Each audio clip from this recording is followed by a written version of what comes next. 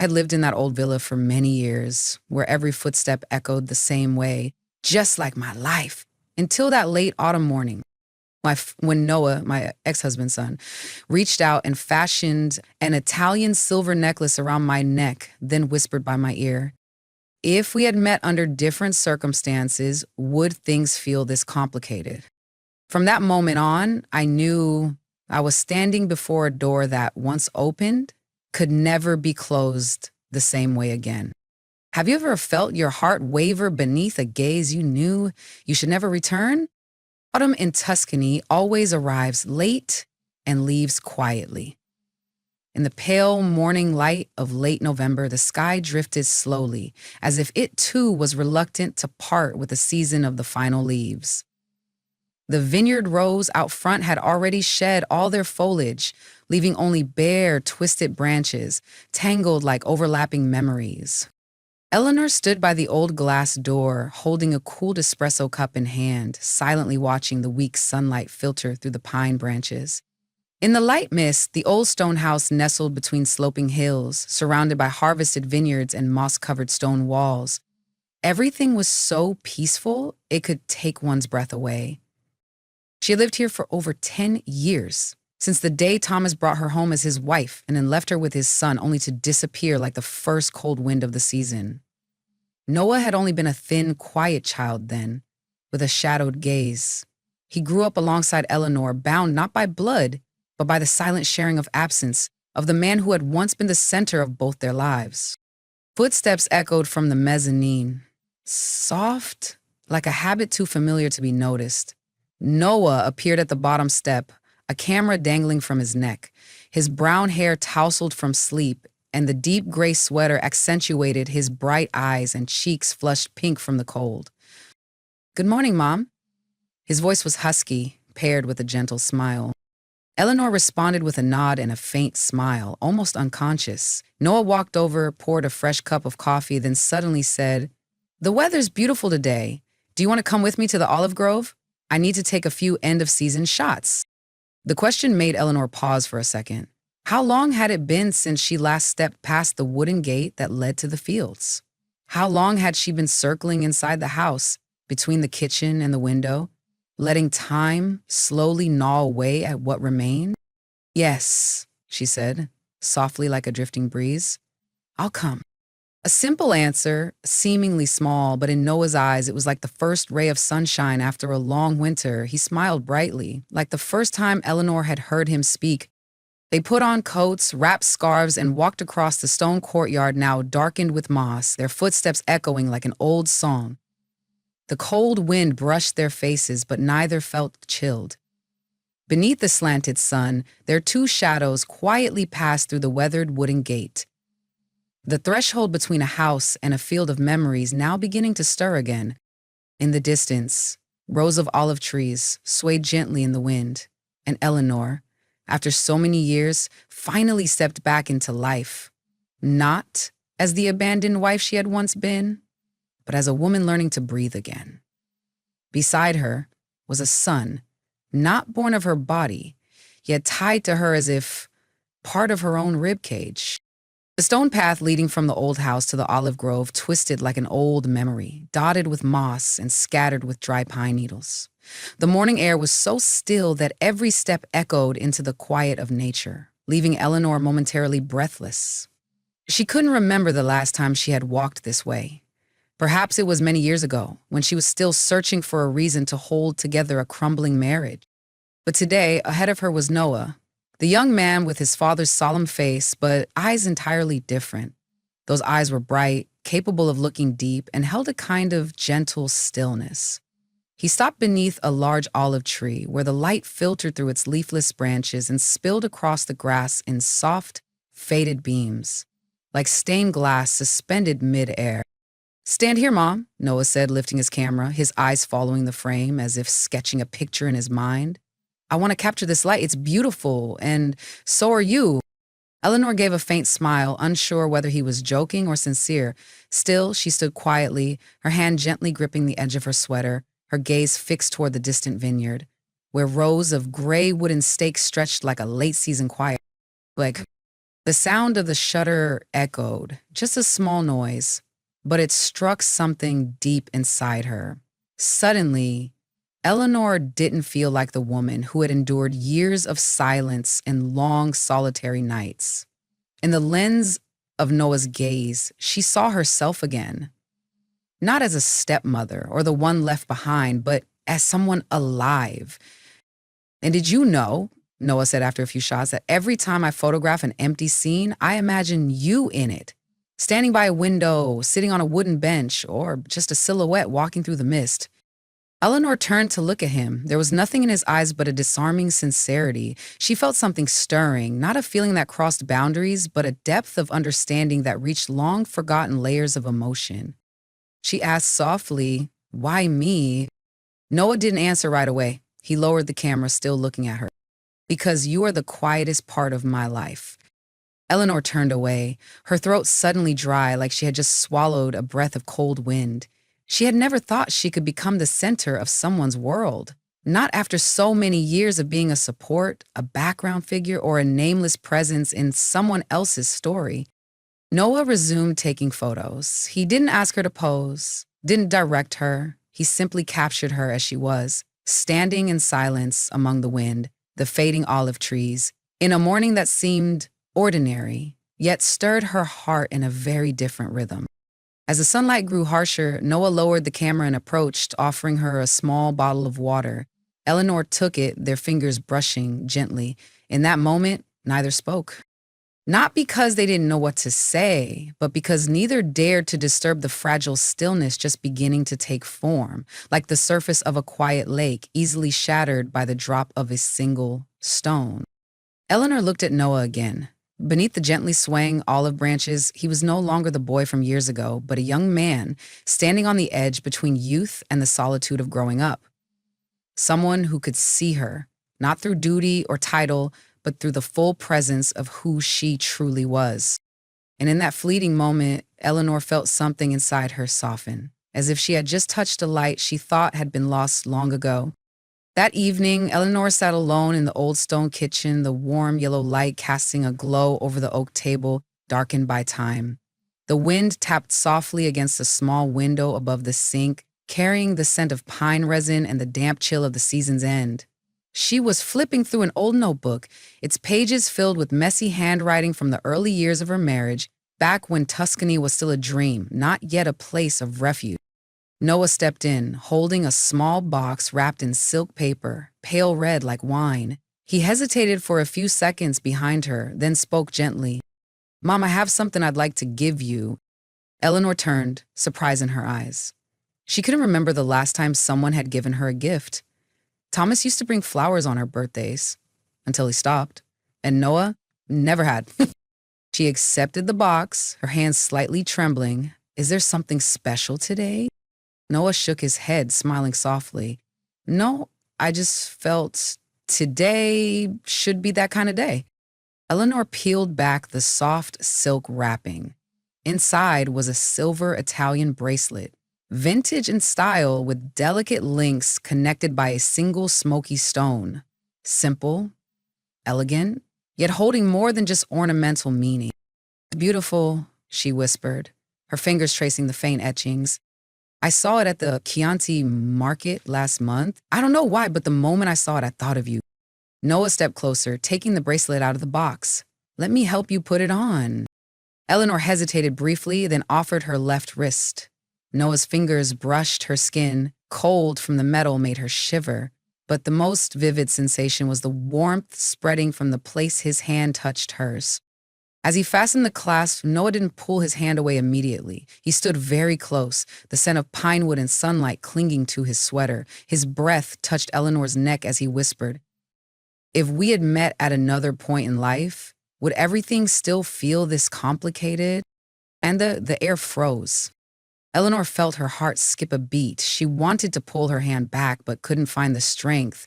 She didn't look at Noah, only stared at the gas flame on the stove, burning so small that if one didn't look closely, it might seem it wasn't there at all. "I'm sorry," Noah said quietly, stepping back. "It's just, sometimes it's hard to keep certain feelings locked inside forever." Eleanor slowly turned to face him. In his eyes, there was no impulse, no immaturity, only a deep sadness, a kind of emotion she never thought she would see in the eyes of someone she once cradled. There are things that don't need to be said, Noah, she murmured, her voice low and soft like leaves falling on the porch. I know, Noah replied. Sometimes a moment of connection is enough to remind me that I'm not alone, even if it must stay in memory. Eleanor looked down at her wrist. The silver bracelet shimmered faintly under the light. A sign, an inscription. A gift, not for her, but for something deeper. A memory, a feeling, and a space that had never been named. She didn't say anything else, but as Noah went upstairs, his footsteps light as the wind, Eleanor knew one thing for certain. From that moment on, a door had been cracked open. And she, though still standing on this side of the line, had begun to hear the voice calling from the other. The night in Tuscany held a silence so profound it made one easily lost in thoughts better left unspoken.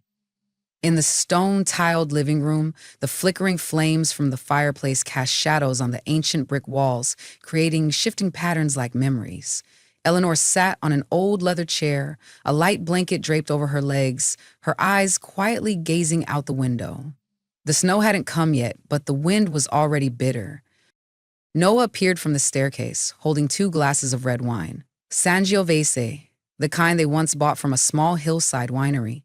The orange glow from the fire made his hair shimmer, as if bathed in the final sunlight of the season. Will you have a glass with me? Noah smiled softly, setting one down on the table next to Eleanor. Eleanor nodded, saying nothing. They sat across from each other, the firelight dancing on their faces, one matured by years of silence, the other glowing with emotions never touched before. I used to think, Noah said, gently swirling the wine in his hand, this house would always stay as cold as it used to be. And now? Eleanor asked, her voice hoarse.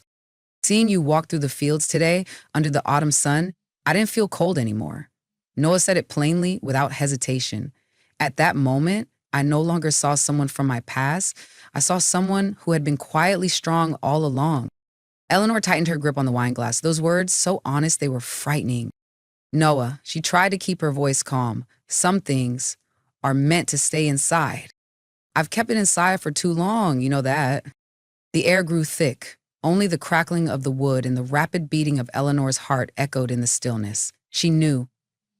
Just one more step, a return glance, a single touch, and something would cross a line that could never be undone.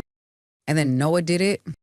He stood, walked toward her. He didn't kiss her right away. He simply sat beside her, silently placing his hand over hers, as if asking. She should have pulled her hand away, but she didn't. She let it rest there, as though following some distant, unspoken instinct. I don't know what this feeling is, Noah said softly, but it scares me more than it comforts me. Eleanor turned to look at him. His face was so close she could see every flicker of his long lashes in the firelight. When his lips touched her cheek, soft, slow, almost weightless, she didn't pull away. She closed her eyes, as if hearing a sad song rising from within her. That silence between them stretched longer than it should, but no words followed, unsettling and quiet. A trail of red wine tipped over from the glass on the table, spilling onto the white tiles, like a sign that something had just slipped out of control. Eleanor opened her eyes and looked at Noah. She didn't smile, but she didn't speak either. Her lips parted slightly, as if to say, "Don't continue," but her eyes betrayed her. Noah understood. He reached out as if trying to hold on to a fleeting warmth, but Eleanor gently stepped back, not rushed, not forceful, but carrying all the yearning both had never dared to acknowledge. Eleanor stayed still, overwhelmed by the weight of unspoken emotions neither of them fully understood, and in that moment all boundaries melted away. In the flickering firelight, Eleanor knew they had wandered too close to a place neither belonged, and now they both knew it. And sometimes, even silence can speak too loudly when left unanswered. The next morning, the first light of day filtered through the mystic glass, slanting into the old stone kitchen. Eleonora stood alone at the sink, a cold espresso cup in her hand. Outside, the bare vineyard trellises looked just like her heart at that moment, shriveled, empty, and exposed under the final thin sunlight of the season. There were no footsteps from the loft, no familiar good morning. The house was steeped in a terrifying silence, not the peaceful kind of Tuscany, but the kind that comes when someone has just lost themselves. Eleanor pressed her forehead against the cold refrigerator door and closed her eyes. Images from the previous night replayed in her mind like a blurred film reel. The flickering firelight, Noah's eyes looking at her not as a child anymore, and herself. Not resisting at all. No, she whispered, as if simply saying it aloud could undo everything. But there was no erase button for last night. She knew they had both gone too far from what should have been kept sacred. The sound of a door opening. Noah stepped in, his eyes unable to hide the exhaustion of a sleepless night. He looked at Eleanor for a long time, as if waiting for a word, a glance, or even the smallest gesture of comfort. Eleanor set the cup down, her voice hoarse and strangely calm. "Noah, you should leave for a few days." Noah froze. "Mom, it's not because I hate you," Eleanor continued, her voice steady but tightening. "It's because I need to remember who I am. And so do you." Noah took a step closer, eyes red. "We both know what we felt last night wasn't just an illusion. Some feelings arise from loneliness, not truth. That's why they must be let go before they change us." Silence filled the kitchen, the kind of silence where even a spoon dropping could make the heart ache. Noah said nothing more. He retreated quietly like a shadow. Only when the door clicked shut behind him did Eleanor collapse onto the kitchen counter, burying her face in her hands. She didn't cry. She only breathed hard, as if trying to expel the sorrow from her body. Outside, the autumn wind stirred the last pine needles. Eleanor lifted her head and looked through the window. On the stone path running through the vineyard, Noah's shadow stretched long, quiet and resolute. He didn't look back. Eleanor knew what she had lost wasn't just a moral boundary. It was a fragment of courage that had once helped her stay balanced through many lonely winters. Last night, she had let her heart override her reason, had allowed the instinct of a woman longing to be seen and loved to take the lead.